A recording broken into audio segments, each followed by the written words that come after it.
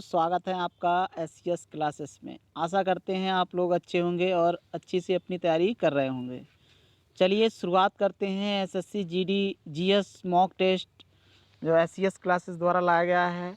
ये आपके लिए जो एसएससी जीडी की परीक्षा हो रही है उसके लिए लाभदायक सिद्ध होगा।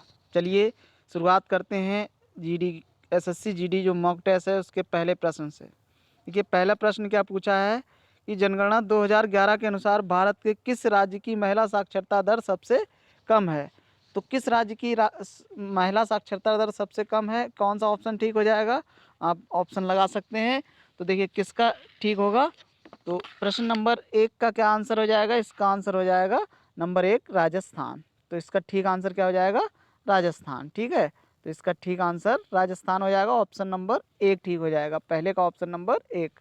अगले प्रश्न पे चलते हैं, प्रश्न नंबर 2। प्रश्न नंबर 2 में देखिए क्या पूछा है। प्रश्न नंबर 2 में पूछा है निम्नलिखित में से भारत का फ्लैग सिख किसे कहते हैं। तो भारत का फ्लैग सिख किसे कहा जाता है, ये पूछा गया है। तो इसका ठीक आंसर क्या हो जाएगा प्रश्न नंबर 2 का। तो प्रश्न नंबर 2 का ठीक आंसर क्या हो जाएगा, ये 4 नंबर पर आ जाएगा, मिल्खा सिंह।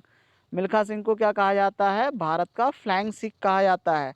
और इनके ऊपर एक फिल्म भी बनी है, भाग मिल्खा भाग, जो आप लोगों ने देखी भी होगी। तो इन्हीं को फ्लैग सिख कहा जाता है, मिल्खा सिंह को। तो प्रश्न नंबर 2 का आंसर नंबर 4 हो जाएगा। ठीक है, अगले प्रश्न पे चलते हैं। प्रश्न नंबर 3 देखिए।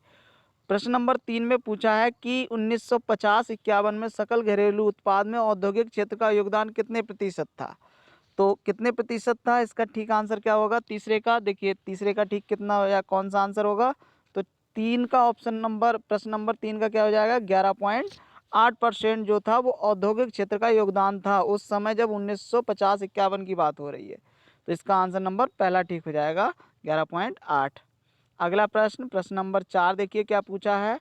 प्रश्न नंबर 4 में पूछा है निम्नलिखित में से कौन हर्षवर्धन के दरबारी कवि और हर्षचरित के लेखक थे। प्रश्न दो तरीके से आ गया कि हर्षवर्धन के दरबारी कवि किसे कहते हैं। तो आप क्या लगाएंगे, या हर्षचरित पुस्तक जो है वो किसने लिखी है। तो एक ही इसका आंसर होगा। कौन सा आंसर हो जाएगा, 4 का ऑप्शन नंबर कौन सा ठीक होगा। तो 4 का ऑप्शन नंबर कौन सा ठीक हो जाएगा, बाणभट्ट। तो बाणभट्ट जो थे इन्होंने हर्षचरित नामक पुस्तक लिखी थी और ये हर्षवर्धन के दरबारी कवि भी कहे जाते हैं, दरबार में रहा करते थे। कालिदास, तो कालिदास ने बहुत सारी पुस्तकें लिखी हैं। आप अभिज्ञान शकुंतलम हो गई और कीर्तार्जुनियम हो गई, तो ये कालिदास द्वारा लिखी हुई पुस्तकें हैं। और इसके बाद चलते हैं अगले प्रश्न पर। प्रश्न नंबर 5 देखिए। प्रश्न नंबर 5 में क्या पूछा है, भारत के संविधान के अनुच्छेद 103 के तहत संसद के किसी भी सदन की बैठक का गठन करने के लिए आवश्यक गणपूर्ति सदन के सदस्यों की कुल संख्या का कितनी होती है। नहीं, गणपूर्ति पूरी करनी है तो ये सदन की कुल संख्या का कितनी होती है गणपूर्ति। तो 5 का ऑप्शन नंबर क्या ठीक हो जाएगा, ये होती है 1/10। यानी टोटल सदस्य का 1/10 सदस्य जो होते हैं वो किसी भी हालत में जो हमारी सदन होती है उसमें आवश्यक होते हैं, तभी सदन की कार्रवाई चल सकती है, वरना सदन की कार्रवाई जो होती है वो रुक जाएगी, यानी उसको सुचारू रूप से नहीं चलाया जा सकता। तो गण पूर्ति के लिए कुल सदस्यों का 1/10 होना आवश्यक होता है। अगले प्रश्न पे चलते हैं। प्रश्न नंबर 6 देखिए। प्रत्येक 12 वर्ष बाद मनाया जाने वाला महामस्ताभिषेक एक कौन सा त्यौहार है, किसका त्यौहार है। तो 6 का ऑप्शन नंबर क्या ठीक हो जाएगा। देखिए ये जैन धर्म का त्यौहार है, महामस्तकाभिषेक एक त्यौहार किसका है, ये जैन धर्म का त्यौहार है। तो प्रश्न नंबर 6 का ऑप्शन नंबर 4 ठीक हो जाएगा। अगले प्रश्न पे चलते हैं। प्रश्न नंबर 7 देखिए क्या पूछा है, कौशल भारत मिशन को कौन से मंत्रालय द्वारा लॉन्च किया गया है। तो इसका ठीक आंसर क्या हो जाएगा, 7 का ठीक आंसर हो जाएगा कौशल विकास और उद्यमशीलता मंत्रालय, ऑप्शन नंबर 3 ठीक हो जाएगा। अगले प्रश्न पे चलते हैं। देखिए प्रश्न नंबर 8, रुक्मणी देवी जो अरुणडेल ने किस नृत्य शैली में विभिन्न प्रकार के पुरस्कार जीते हैं। तो किस शैली में विभिन्न प्रकार के पुरस्कार जीते हैं, इनका नृत्य कौन सा है। तो इसका ठीक आंसर क्या हो जाएगा, 8 का ऑप्शन नंबर पहला ठीक हो जाएगा। ये भरतनाट्यम से संबंधित हैं रुक्मणी देवी। ठीक है, इसका ऑप्शन नंबर 1 ठीक हो जाएगा। अगले प्रश्न पे चलते हैं। प्रश्न नंबर 9 में देखिए क्या पूछा है। प्रश्न नंबर 9 में पूछा है भारतीय संविधान के किस अनुच्छेद में कहा गया है कि भारत अर्थात इंडिया राज्यों का संघ होगा। तो किस में कहा गया है? तो इसका ठीक आंसर क्या हो जाएगा? प्रश्न नंबर 9 का आंसर क्या ठीक होगा? ये वाला हो जाएगा अनुच्छेद 1 में। अनुच्छेद 1 में कहा गया है। अगले प्रश्न पे चलते हैं, प्रश्न नंबर 10। देखिए प्रश्न नंबर 10 में क्या पूछा है? प्रश्न नंबर 10 में 1866 में लंदन में ईस्ट इंडिया एसोसिएशन की स्थापना निम्नलिखित में से किसने की थी? तो ईस्ट इंडिया एसोसिएशन की स्थापना जो है किसने की थी? 1866 में लंदन में। तो 10 प्रश्न नंबर 10 का ऑप्शन क्या ठीक हो जाएगा? दादा भाई नौरोजी। और दादा भाई नौरोजी को वयोवृद्ध पुरुष भी कहा जाता है। वयोवृद्ध पुरुष इनको कहा जाता है। और इन्होंने ये पहले ऐसे व्यक्ति थे जो इंग्लैंड में जाकर चुनाव जीता था, इन्हें सांसद बने थे जाकर। ठीक है, ये सांसद इंग्लैंड में जाकर बने थे। तो ये दादा भाई नौरोजी ही थे।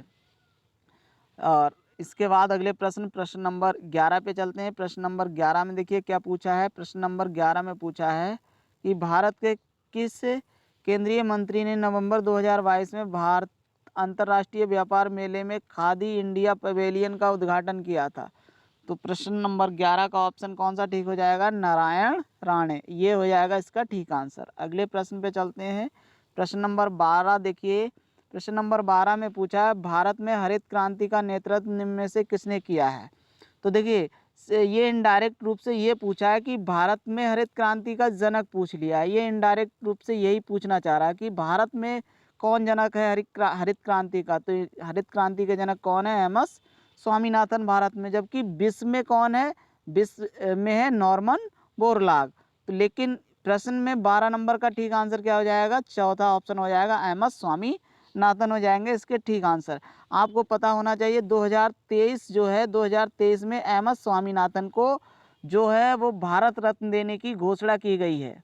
ठीक है, तो ये हो जाएंगे एमएस स्वामीनाथन भारत में हरित क्रांति के जनक। अगला प्रश्न हो गया। अगला प्रश्न क्या पूछा? देखिए प्रश्न नंबर 13 में प्रश्न पूछा मुकाबले को समाप्त घोषित करने के लिए एक फ्री स्टाइल पहलवान के पास अपने प्रतिद्वंदी के विरुद्ध कितने अंक होने चाहिए? तो कितने अंक होने चाहिए? 13 नंबर का ठीक आंसर क्या हो जाएगा? 10 अंक। अगर एक पहलवान जो है वो लगातार 10 अंक प्राप्त कर लेता है तो वो टेक्निकल सुपीरियरिटी है उसके आधार पर वह जीत जाता है। तो प्रश्न यही पूछा गया था कि कितने अंक होना चाहिए? 10 अंक का अधिक होना चाहिए, तब वह विजेता घोषित कर दिया जाता है। अगले प्रश्न पर चलते हैं, प्रश्न नंबर 14। देखिए प्रश्न नंबर 14 में क्या पूछा है? उत्तर पूर्वी पवनें कहाँ से उत्पन्न होती हैं? तो कहाँ से उत्पन्न होती हैं? 14 का ऑप्शन कौन सा ठीक हो जाएगा? तो 14 का ऑप्शन देखिए, उत्तर पूर्वी पवनें कहाँ से उत्पन्न होती हैं? तो ये होती हैं उत्तरी गोलार्ध के उपोष्ण कटिबंधीय उच्च दाब कटिबंध से। तो ऑप्शन नंबर 3 ठीक हो जाएगा। अगले प्रश्न पे चलते हैं। देखिए प्रश्न नंबर 15। प्रश्न नंबर 15 में क्या पूछा है कि नाइट्रोजन का परमाणु द्रव्यमान कितना है? नाइट्रोजन का परमाणु द्रव्यमान कितना होगा? तो 15 नंबर का कौन सा ठीक हो जाएगा ऑप्शन? देखिए नाइट्रोजन का प्रतीक N होता है, इसका परमाणु क्रमांक 7 और द्रव्यमान संख्या कितनी होती है? 14। जो द्रव्यमान संख्या होती है तो 14 होती है। तो इसका आंसर कौन सा ठीक हो जाएगा? 14 वाला ऑप्शन नंबर 2 ठीक हो जाएगा। नाइट्रोजन का परमाणु क्रमांक कितना, परमाणु द्रव्यमान पूछा है, द्रव्यमान कितना होगा? 14। अगर परमाणु क्रमांक पूछता तो कितना हो जाता है? तो 7 हो जाता। तो इसका ठीक आंसर कौन सा हो जाएगा? Option number 2। अगले प्रश्न पे चलते हैं। प्रश्न नंबर 15 देखिए, प्रश्न नंबर 15 के बाद 16 पे चलते हैं। 16 में देखिए क्या पूछा है? असम का सत्रिया नृत्य किससे प्रेरित है? तो असम देखिए एक प्रश्न यहीं से बनता है कि सत्रिया नृत्य जो शास्त्रीय नृत्य है वो किस राज्य का है? तो असम राज्य का है।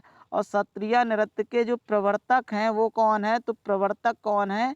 इनके प्रवर्तक आप लोग बता सकते हैं, रविशंकर हैं, रविशंकर।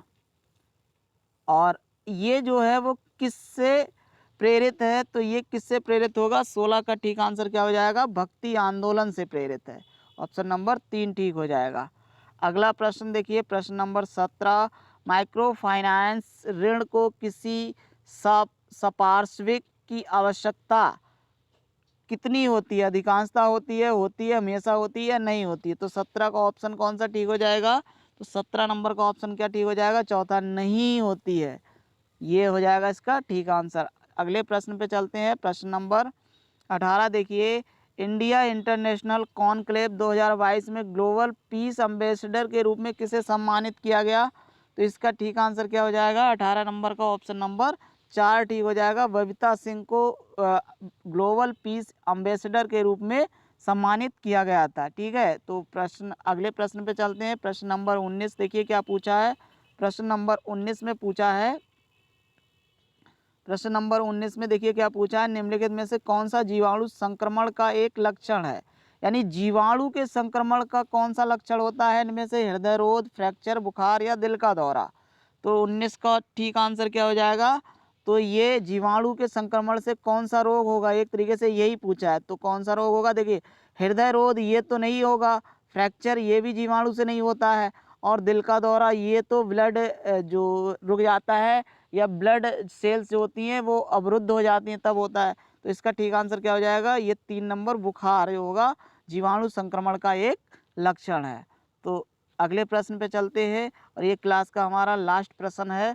और अगर आपको क्लास अच्छी लगी हो तो वीडियो को लाइक, चैनल सब्सक्राइब ना किया हो तो चैनल को सब्सक्राइब करें। देखिए प्रश्न नंबर 20 में पूछा विषम का चयन करें।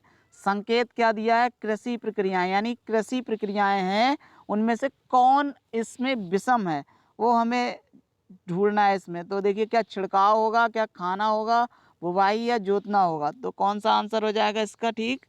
तो देखिए छिड़काव, खाना, बुआई और जोतना, इसमें से विषम का चयन करना है। तो विषम कौन सा होगा आपका?